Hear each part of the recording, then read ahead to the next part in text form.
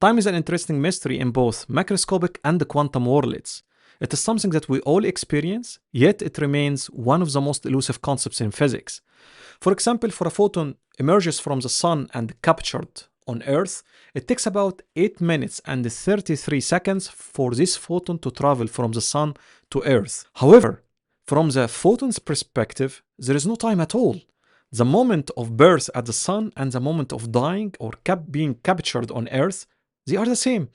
Time is zero. Time is the photon sees everything as frozen. Time also plays an essential role in the quantum realm.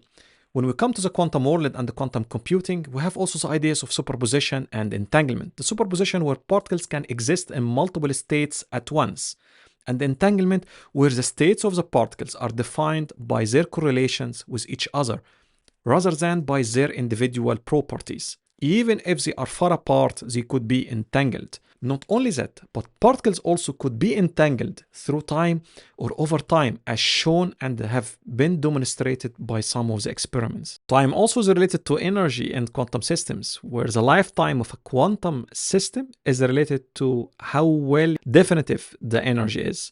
The more your energy is fixed and definitive, the higher the lifetime will be, and vice versa. If your energy starts to broadening, the lifetime will become shorter.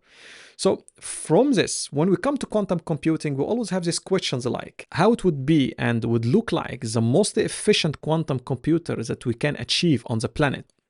What will be the limitation of the quantum computers, like the number of qubits, the error rates, the coherence times, gate fidelities, and all of these important factors that can determine the performance of a quantum computer. How far we can compute with quantum computers and what will be the algorithms look like. I have been busy recently with studying the notion of time and reviewing and reading countless papers, listening to countless podcasts, trying to understand how experts and physicists around the world perceive the notion of time.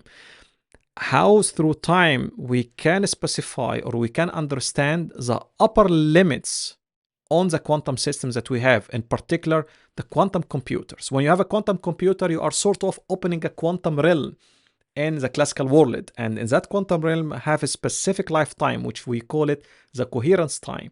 And there is another time which is called the dephasing time, where it represents how much you can keep the information related to the superposition intact without being affected. The longer you have those times, the more you can perform computations before all of this quantum bubble disappears. However, the question becomes, what will be the limits on these coherence times? What we need to increase the coherence times?